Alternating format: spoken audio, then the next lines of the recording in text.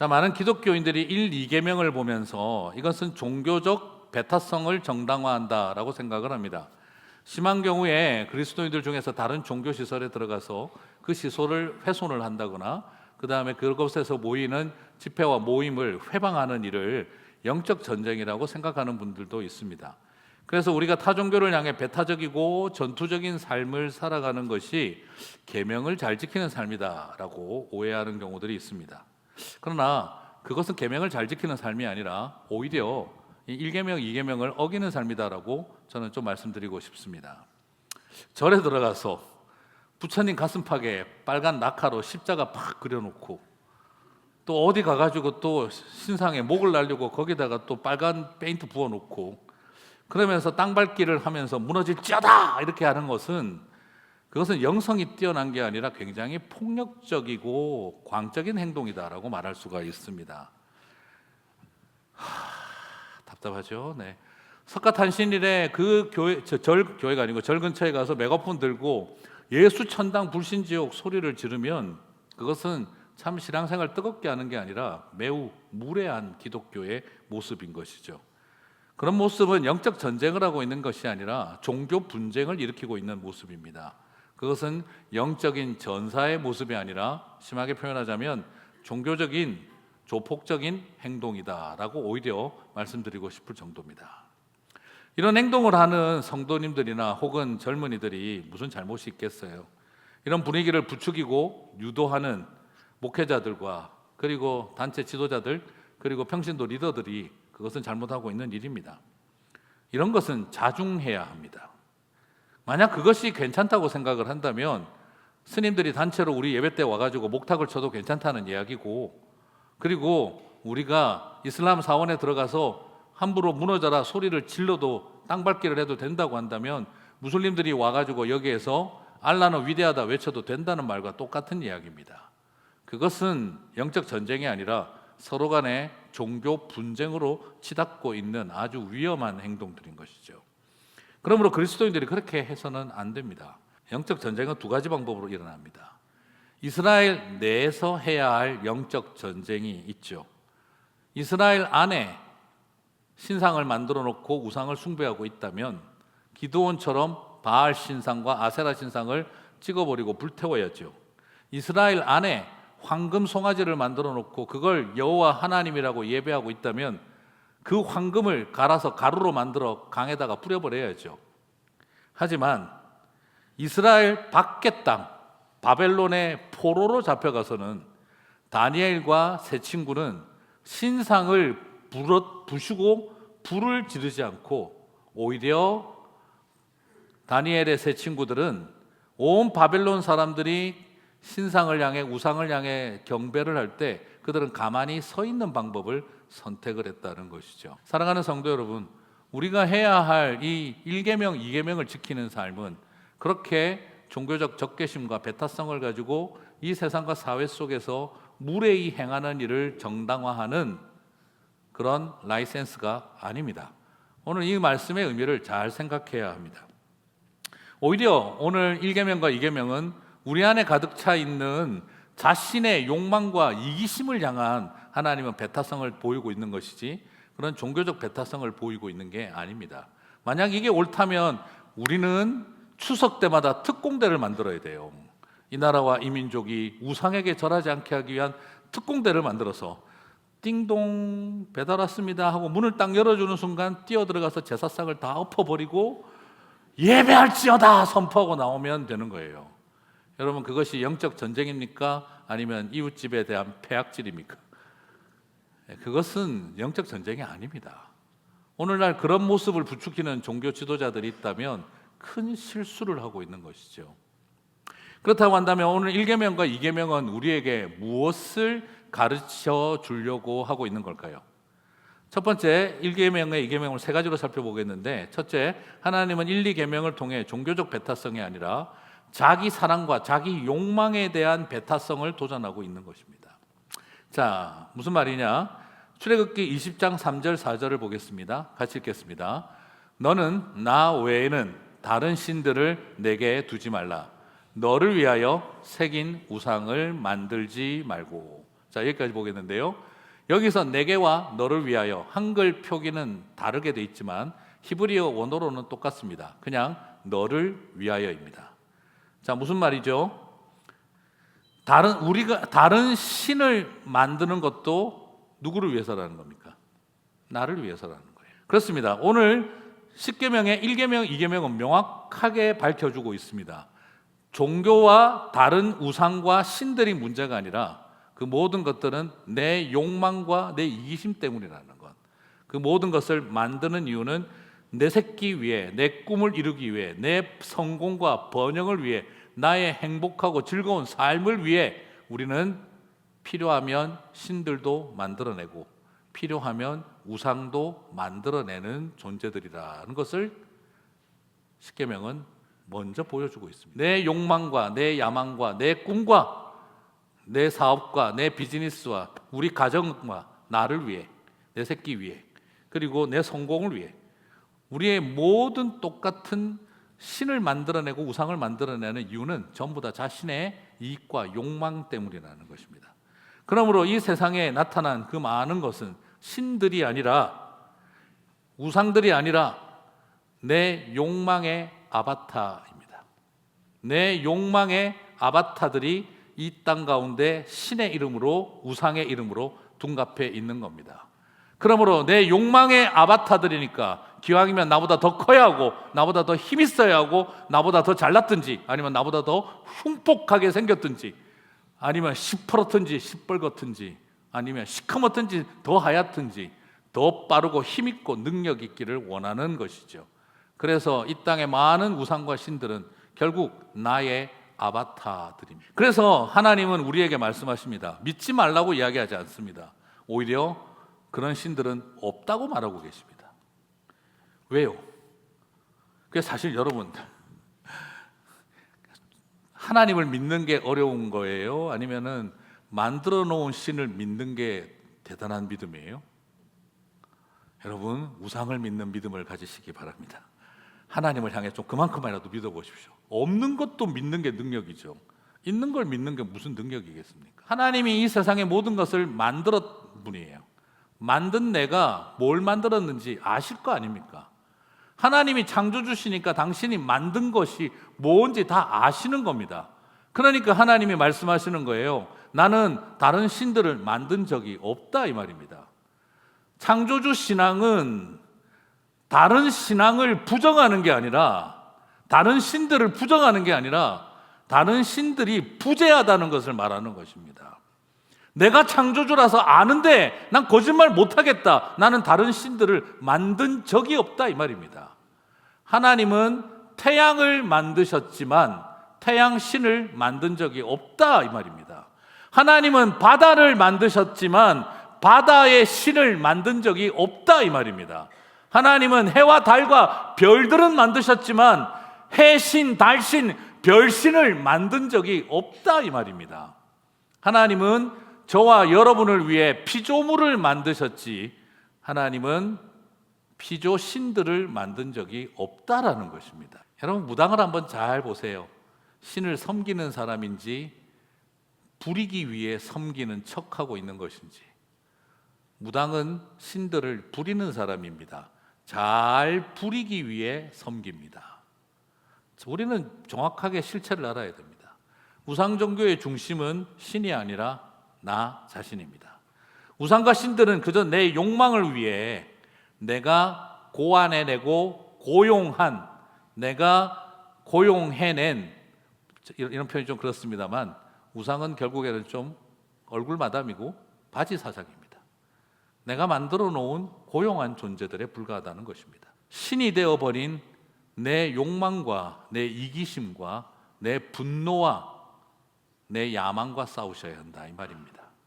이것이 1계명과 2계명이 부탁하고 도전하고 있는 내용입니다. 자, 그러면 두 번째로 1계명과 2계명을 통해 하나님은 우리가 하나님을 우상으로 만들지 말라고 도전하고 있습니다. 자, 무슨 말이냐면 우리를 위해, 자기를 위하여 인간은 신을 만들고 우상을 만든다 그랬잖아요, 그죠? 그러면 더 위험한 두 번째의 모습은요, 자기를 위해 신을 만들고 우상을 만드는 게 아니라 한 단계 더 넘어가서 자기를 위해 하나님을 우상으로 만들고 우상을 하나님화 시켜버리는 위험성이 있다는 것입니다. 우리는 놀랍게도 그래요. 자기를 위하여 우상을 만들지는 않는데 우리의 위험성은 하나님을 우상으로 만든다는 것입니다. 그게 더 위험한 일이에요. 이스라엘 역사에서 가장 가증스러운 일은요, 피조물을 우상으로 만드는 일보다 하나님을 우상으로 둔갑시킨 일이었습니다. 우상을 하나님이라고 둔갑시킨 일이었습니다. 출애굽기 32장 1절에서 4절을 보겠습니다. 백성이 모세가 산에서 내려옴이 더딤을 보고 모여 백성이 아론에게 이르되, 같이 읽겠습니다.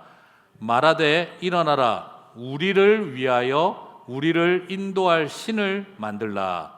모든 백성이 그 귀에서 금고리를 빼어 아론에게로 가져가매 아론이 그들의 손에서 금고리를 받아 부어서 조각칼로 새겨 송아지 형상을 만드니, 같이 읽겠습니다. 그들이 말하되 이스라엘아, 이는 너희를 애굽 땅에서 인도하여 낸 너희의 신이로다 하는지라. 일어나라, 우리를 위하여 우리를 인도할 하나님을 만들라. 누가 요구했다고요?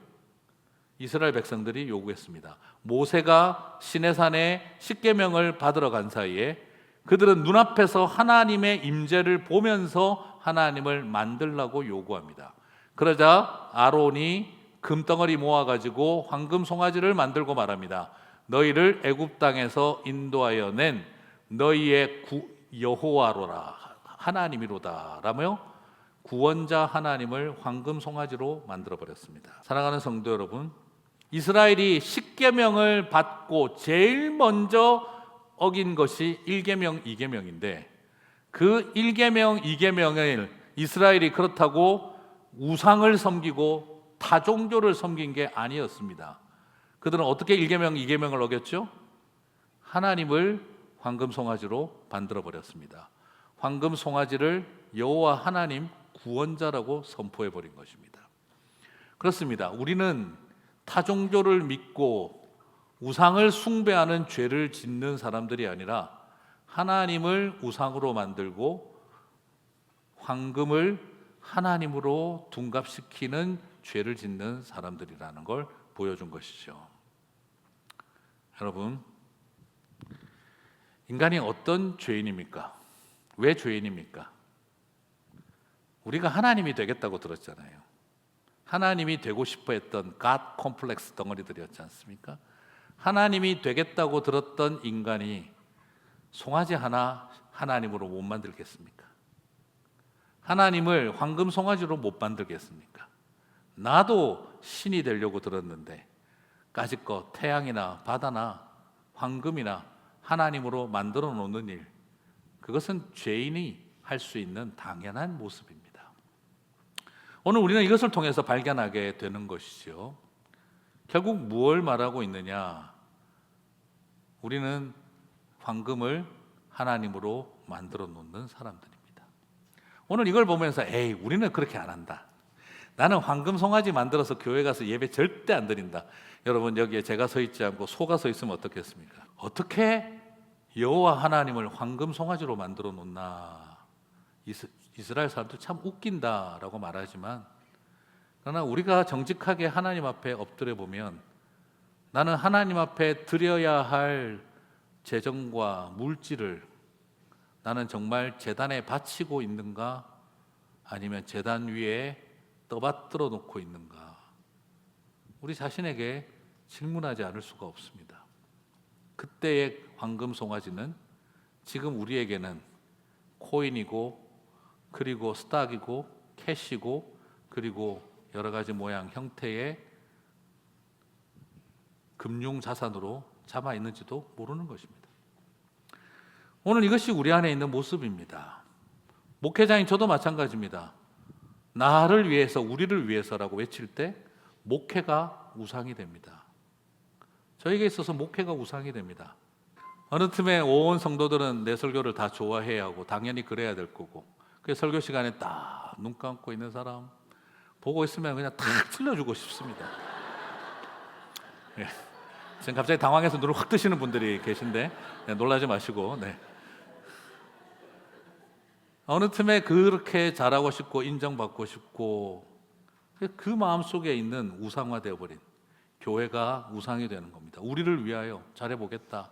이 모든 것들이 여러분 예배도 목회도 봉사도 선교도 구제도 신학도 심지어 기독교까지 우리에게 우상이 될 수 있는 것입니다.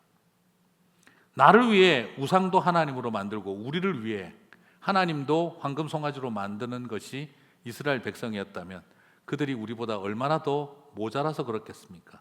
그렇지 않습니다. 유대인들도 어떻게 했습니까? 유대교가 우상이 됐습니다. 율법이 우상이 됐습니다. 그래서 하나님을 십자가에 못 박아 예수님을 십자가에 못 박아 죽였습니다. 사랑하는 성도 여러분, 우리는 존재의 목적을 지켜야지 조직을 지키는 사람들이 아닙니다. 캐톨릭이 빠졌던 함정, 유대교가 빠졌던 함정, 그 율법주의자들이 빠졌던 그 함정에 오늘날 개혁주의자들이 빠지지 않을 거라고 자신이 할 수 있습니까? 우리도 똑같이 우리의 개신교, 우리의 기독교, 우리의 교회가 우상이 되어버린다면 유대교 바리새인들의 길을 그대로 걸어갈 수 있는 것입니다. 주님은 오늘 저와 여러분에게 그것을 도전하고 있습니다. 조직을 지키지 마시고 조직의 존재 이유를 지키셔야 합니다. 우리의 교회를 지키는 것이 목적이 아니라 존재의 목적을 지켜야 하는 것입니다. 기독교를 지키는 것이 아니라 기독교의 존재 목적을 지켜야 합니다. 복음을 지켜야 합니다. 진리를 지켜야 합니다. 복음을 선포하는 일, 하나님의 선교를 지켜야 합니다. 그걸 지키지 못한다면 우리는 우상을 붙들고 있는 것과 똑같은 것입니다. 목사님에게 제일 소중한 게 무엇입니까? 저는 기독교다, 교회다라고 말하지 않습니다. 복음이고 하나님의 선교입니다. 그것을 위해서지 않으면 우리는 교회라고 하는, 기독교라고 하는 또 다른 우상을 만들 수 있습니다. 여러분, 하나님만 난 제일 사랑한다 착각하지 말아요. 제가 예전에 말씀드렸잖아요. 제가 목사 안수 받을 때 주님만 제일 사랑하는 목사가 되게 해달라고. 그때 주님 저한테 깔끔하게 이야기하셨어요. 세상에서 제일 무서운 게 나를 제일 사랑한다는 목사들이다. 세상에서 나를 제일 사랑한다는 선교사, 나를 제일 사랑한다는 장로 권사들이 제일 무섭다. 주님 저한테 깔끔하게 주셨던 말씀은 심플했습니다. 사람을 사랑하라고, 내 백성들을 사랑하라고. 나를 위해 살겠다 하는 인생에서 주를 위한 인생 되겠다 하지 말고 이 땅의 연약한 백성들을 위한 인생이 되라. 주님은 그걸 도전해 주시더라고요. 사랑하는 우리 성도 여러분, 하나님이 아들을 주시기까지 사랑한 이 땅의 백성들을 사랑하라는 겁니다. 그것이 하나님의 뜻입니다. 우리는 자꾸 종교를 사랑합니다. 주님은 나도 사랑하지 마라. 내 백성들을, 내 아들을 주기까지 사랑한 내 백성들을 사랑하라. 주님의 음성에 귀를 기울이게 되시기를 바랍니다. 이스라엘의 하나님은 희한하게 나타난 거예요. 고아와 과부들의 하나님, 히브리 노예들의 하나님으로 나타나신 것입니다. 그러므로 이스라엘도 이제 가나안 땅에 정착 생활을 시작하면 어떻게 될까요? 당연히 거기에 계급 사회가 들어오겠죠. 왕도 생기고 귀족들도 생기고 지주도 생기고 소작농도 생기고 그렇게 나눠지겠죠. 그래서 하나님은 10계명에서 1계명, 2계명으로 틀어막아 버린 겁니다. 무슨 말입니까? 그러면 당연히 왕과 귀족들에게는 이스라엘의 하나님이 편할까요? 가나안의 신들이 편할까요? 자기들의 권력을 유지하는 일에는 가나안의 신들이 훨씬 더 권력 지향적이고 프렌들리합니다. 히브리인들의 하나님은 피곤해요.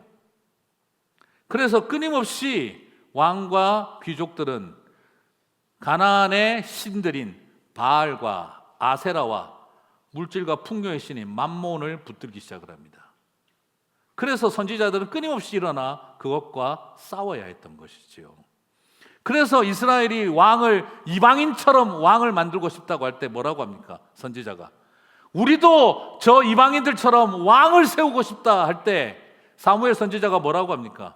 그 왕과 귀족들이 너희들의 딸들을 첩들로 잡아갈 것이고 너희의 아들들을 전쟁터에 죽음으로 내몰고 노예로 삼을 것이고 너희의 부인들을 빼앗을 것인데 너희들은 그런 왕들을 추구하겠느냐? 선지자는 이방인의 왕들처럼 절대 하지 말라고 막아섰습니다. 왜? 그 시대의 모든 종교는 그렇게 백성들의 딸들을 첩으로 잡아가고, 그리고 백성들의 아들들을 전쟁터의 죽음과 노예로 몰아가고, 그리고 자신들의 부인들을 잡아가고 있는데, 너희들은 그런 왕들과 그런 권력을 위한 종교로 가겠느냐 하는 것입니다. 그것을 막은 게 사무엘 선지자였던 것이죠. 사랑하는 성도 여러분, 오늘 이것을 우리에게 주는 도전은 바로 무엇이냐? 백성들을 지키기 위해 하늘을 지키라고 한 것입니다. 소위 말해서 불가역적 계명을 1계명, 2계명에 딱 때려 박아 놓고 이 백성들을 마음껏 지배하기 좋은 종교로 못 바꾸게 막은 것입니다. 하늘을 지켜라. 왜? 이 백성들을 지키기 위해서. 그래서 1계명은 가장 종교적인 모습을 띤 가장 사회적 메시지가 그 안에 담겨 있었던 것입니다. 그렇습니다. 1, 2계명은 그래서 왕과 권력자들에게 아주 불편했습니다. 아합 왕과 이세벨에게 아주 불편했습니다. 그래서 여로보암에게 아주 불편한 법이었습니다. 그래서 하나님은 백성들을 지키기 위해, 땅을 지키기 위해 하늘을 지키게 하셨던 것이죠. 사랑하는 성도 여러분, 1계명, 2계명이 왜 어려운지 아십니까? 그건 바로 나도 한번 알라도 섬겨보고 싶고 부처님도 섬겨보고 싶고 무신론에도 빠져보고 싶은데 하나님이 하도 세게 나와가지고 내가 못하고 있다. 여러분, 그렇지 않습니다. 오히려 내 욕망을 포기해야 하기 때문에 1계명, 2계명이 버거운 것입니다. 오히려 주를 위해 살라고 요구하지 않고 힘없는 백성들을 위해 살라고 요구하기 때문에 이 계명이 버거운 것입니다. 나를 위해 살려고 했는데 남들을 위해 살라고 하신 것이죠. 주를 위해 살라고 한 것도 아니고 남들을 위해 살라고 하신 것입니다. 주님은 힘없는 백성들을 위해 사는 게 나를 위해 사는 길이다 하신 것이죠. 그래서 하나님은 저에게 나를 사랑하는 일에 1등하는 목사하지 말고 내가 내 아들을 주기까지 사랑한 백성들을 사랑해라고 하셨던 게 바로 그 이유인 것 같다 싶습니다. 여러분, 이 땅에 잃어버린 영혼들을 온 힘을 다해 사랑하실 때 그것이 주님을 가장 사랑하는 길인 줄 믿습니다. 사랑하는 성도 여러분, 말씀을 마무리하면서 신명기 4장 23절을 보니까 이런 표현이 있습니다. 1계명, 2계명을 주신 이유를 보여주고 있는데 너희는 스스로 삼가서 너희 하나님 여호와께서 너희와 세우신 언약을 잊어버려서 네 하나님 여호와께서 금하신 아무 형상의 우상이든지 조각하지 말라. 우리가 우상을 조각하는 이유가 뭐라고요? 언약을 잊어버려서. 여기서 주목할 것은요, 언약을 어겼다, 언약을 파기했다라고 표현하지 않습니다. 언약을 잊어버렸다라고 표현을 해요. 여러분, 히브리 문학적 특징입니다. 언약을 어겼다, 파괴했다 할 때는 갑과 을의 관계가, 계약이, 비즈니스가 파괴되어졌다는 뜻입니다. 그런데 언약을 어겼다, 파괴되었다 하지 않고 언약을 잊어버렸다 할 때는요, 갑과 을의 관계가 아니라 연인과 부부의 관계, 나와 그대의 관계가의 사랑이 사라졌다, 사랑을 잃었다는 뜻입니다. 여러분, 결혼할 때 뭐 하셨습니까? 언약을 맺으셨죠. 여기선 말하는 언약을 잊었다는 말은 그걸 말하는 것입니다. 부부 사이에 언약을 잊었다, 무슨 뜻이죠? 관계가 끝났다는 뜻입니다. 사랑을 잃어버렸다는 뜻입니다. 그래서 언약을 깨뜨리고 언약을 어기고 라는 표현을 쓰지 않고 언약을 잊어버려서 나와 그대의 관계가 사라져버려서. 그러므로 오늘 저와 여러분에게도 마찬가지입니다. 부부 사이에 사랑의 언약이 사라졌다면 남아있는 건 바람 피우는 것밖에 더 있겠습니까? 딴 사람 만나는 것밖에 더 있겠어요? 결국 이것이죠. 저는 그렇게 생각합니다. 저는 세상 모든 사람을 사랑해야 합니다. 그리스도인들은 다 그렇게 살아야 합니다. 세상 모든 사람을 사랑해야 합니다. 그러나 한 여인만 사랑해야 합니다. 분위기 뭐죠? 제가 많은 여인을 사랑하기를 바라십니까? 네, 그렇지 않죠, 그죠?